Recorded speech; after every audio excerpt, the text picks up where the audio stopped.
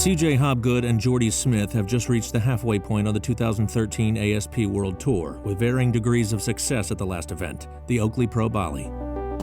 For Hobgood, the world champion back in 2001, he kept his good run of results going with a 5th place finish, knocking out Kelly Slater in the process. It felt comfortable because I had prepared myself for it. It was no surprises, you know, and then I was like, hey, things are gonna have to go my way. For Smith, who placed 13th in Bali, it was a disappointing result as he'd come into the event as one of the clear favorites. I mean, I started the event really well, and I think the problem with Bali was I just put so much pressure on myself. After a run of strong results, including a win in Rio, he's risen to number 4 in the world rankings. Hobgood would be in Orlando, Florida, where he grew up surfing the poor quality breaks around Satellite Beach. A chance for the 34-year-old father to spend some precious days with his family. Smith would be at his home away from home in Newport Beach, California, spending time with his family and girlfriend Lyndall and fulfilling his obligations as a high-profile surf star. I'm trying to fit in an interview, a photo shoot, and then a signing, but I don't know if I'm gonna have enough time. As the surfers continue their 2013 world title campaigns, the countdown starts for the 6th event of the year, the Billabong Pro Tahiti.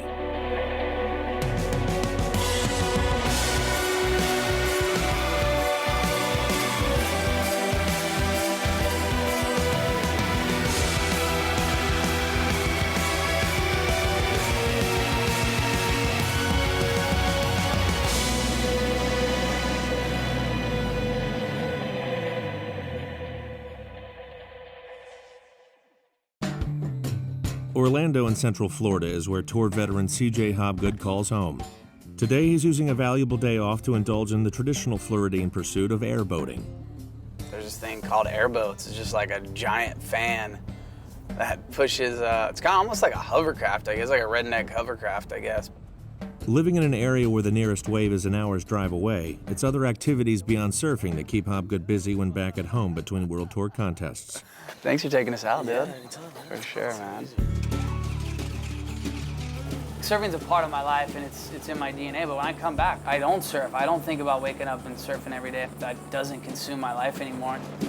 So the flip side of that is when I go to a contest, I want to soak it in as much as I can because that switch is going to be turned off when I get home. So that's the reality of it. Definitely sick to see Florida, you know.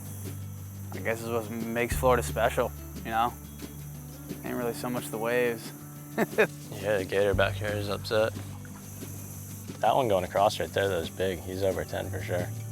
My friends that I have at home, you know, I love them and they're just raw and real and do real stuff, and I just get stoked to come home and see them, really. Yeah, it's unreal what he's done. And with the world title he's achieved and just being on tour as long as he has and staying on the top, I mean, he's always up there in the mix. He's always doing well and he's always posting results every year, it's amazing that he does it year after year after year. CJ Hobgood's steady run on the 2013 tour came to a peak at the 4th stop in Fiji, where he placed 3rd at one of his favorite breaks. His good form continued at the next event in Bali, where he beat fellow Floridian and 11 times world champion Kelly Slater en route to a 5th place finish. This momentum is crucial for Hobgood as he enters Tahiti, a contest which has brought him consistent success in the past. I'm going to Tahiti and I'm telling myself hey, everything that's happened before here is all things pointing in the right direction for me to win Tahiti. I've been on tour for a little bit, so I realize how close a world title can be. I realize you're only a win away. You're always only a win away from changing everything. Newport Beach, California, and Jordy Smith is somewhat distracted from his usual pre-event preparations. He's about to propose to his unsuspecting girlfriend, Lyndall, on a surfboard at sunset. Chuck my fins in this board and then hopefully get it together, but I'm kind of freaking out, so gotta get to it. It's not actually the easiest thing coming down to it. It's so nerve-wracking. I was at the house and I kind of had an idea of what I wanted to do. I just don't know how I was gonna do it. Definitely panicking right now.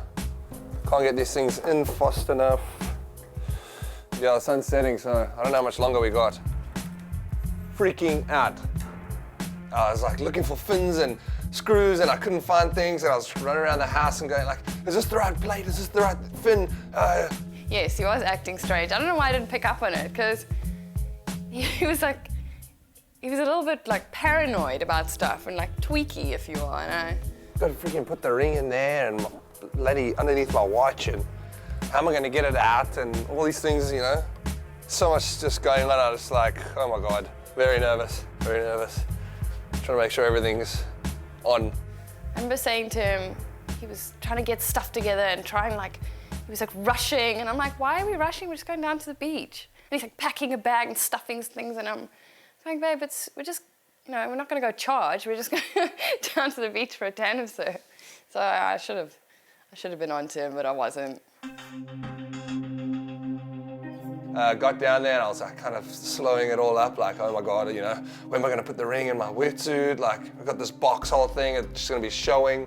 And next thing I stuck it underneath my watch, and she had a couple waves and it wasn't going according to plan, you know.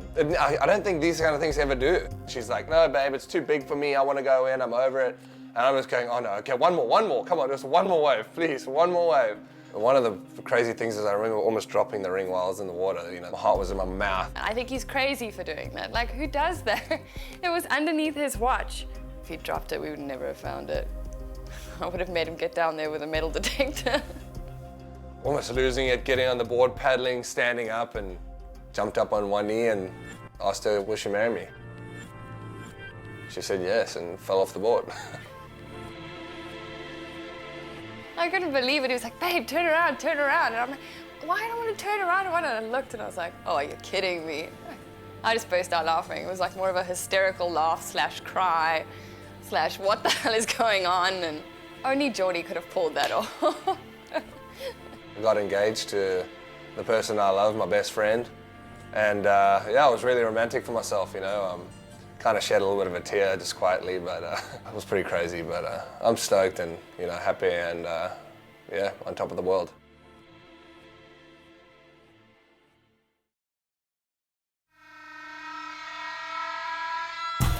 After a 2-year slump, 2013 has seen a resurgence for Smith with a marked rise in performance during his 6th year on the World Championship Tour. Jordy Smith is back as a world title contender. After a 3rd place in Bells Beach, Australia, then taking the event out in Rio, followed by a 5th place in Fiji. These results have taken Smith to number 4 in the world rankings. You get different turning points for everyone. At the end of last year, I was just like, that's it, you know, I'm sick of being like this guy that can't get over that speed bump. You know, I need to be on the other side of it, and I'm gonna get there. I went to Mozambique just on a random trip. That's where everything changed for me. I scored incredible waves. And yeah, I just went, hey, you know what, I am one of the best surfers in the world and I need to start acting like it.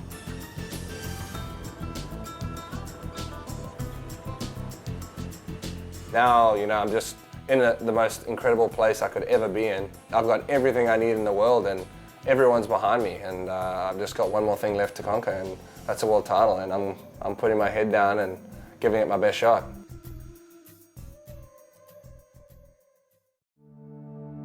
In spite of his good run on the 2013 World Tour, CJ Hobgood has an additional challenge to go along with competition. Having not had a major sponsor to financially back him for the past 4 years, there's a fine balancing act between providing for a family and the costs associated with being a competitive surfer. People just kind of really noticed it as of late, as far as like, wow, CJ doesn't have a major sponsor and stuff. You're like, oh my gosh, you know, he's not making that much money. There must be so much more pressure on him to make heats. The reality is that, you know, that's the truth. I really feel like the reason why I'm getting success this year is because I'm at peace with the situation I'm in, you know? I really think back and I really think like every up and every down was really growth in my life to prepare me for the next thing. A priceless factor to Hobgood's consistent run on tour is a strong family-first ethos he shares with his wife Courtney and their daughters. I just try to support him as much as I can. I just try to be his rock and support him, and I mean, that's my job as his wife, you know? It's this support from his family which provides a valuable assist to Hobgood with spending long periods competing away from home.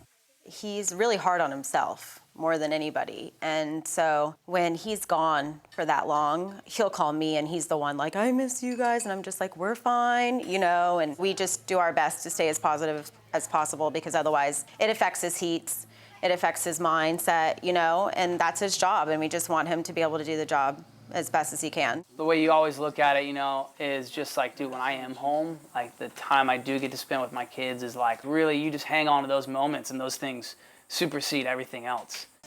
Today, the Hobgood family are making a trip to one of Orlando's many water parks. However, the preparation for this day out can sometimes be as challenging as the build-up to a world tour event. Daddy didn't tell us to get ready until like you walked in the door. Well, I figured you would have them ready since we were supposed to leave at 2. I did.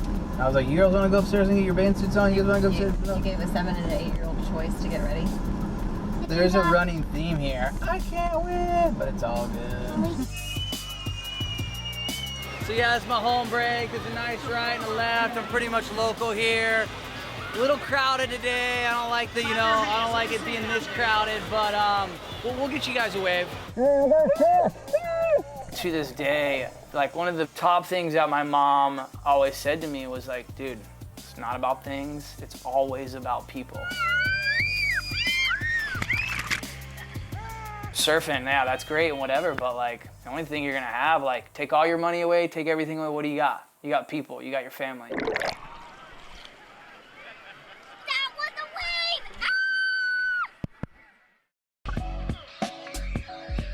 Huntington Beach, California, and Jordy Smith is in town for the start of the U.S. Open of surfing.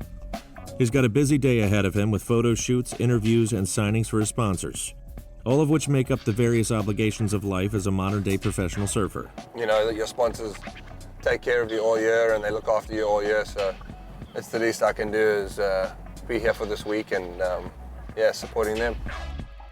The U.S. Open attracts tens of thousands of surf fans to this historical event, putting all its competitors in the spotlight. Comes with the territory, you know. Huntington Beach, Californian home of surfing. It's going to be pretty crazy and a lot of madness down there, but yeah, it'll be fun. You know, America, it's where the biggest market is in surfing, and if you want to make it, I think here's the place. You're just so much more accessible to the media and to the public eye when you live here. Although I miss home every single day, and the waves we have at home, it's something I have to do. And my career is only going to be, 15, maybe 20 years long, and you need to make the most of it. I'm trying to fit in an interview, a photo shoot, and then a signing, but I don't know if I'm going to have enough time, so see how I go. Check 1, 2, you hear me? Good. Jordy Smith, 25, Cape Town, South Africa. Hey, you know where the rebel thing is? Over here? Okay. How did that look? Amazing? Good, yeah. Definitely the tallest one we've had. Yeah. Then you gonna do that? Okay, cool. I don't know, whatever you want to do. Okay. This is more lifestyle, so just kind of relaxing like that is perfect. Hold that pose. Cool. Your hair is wild. I didn't want to really bring him out here, but I knew that it would be a great photo out here from the pier, so I'm glad he braved it and came out here, because it's not easy. I mean, constantly people are like, Jordy, Jordy. Really great to have someone like that that understands. Cool. Thanks, bro. Yep.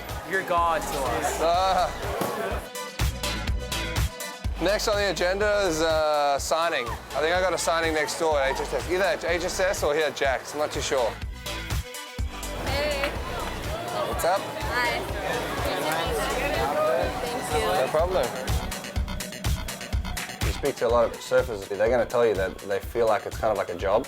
When they come here, there's tons of autograph signings they got to do. Hello. Hi.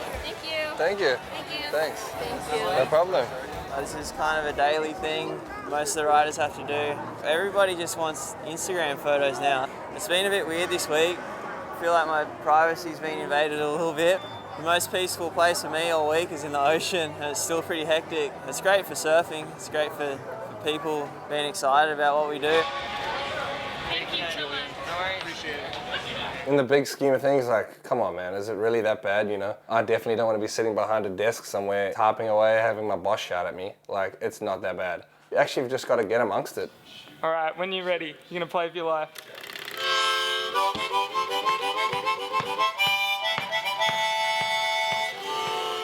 There it was. Yeah. There it is. Pretty Tom Petty over here. That's it, huh? Yeah. Sweet, thanks, Ralph. Yeah, thanks, Shot, boss. Huh?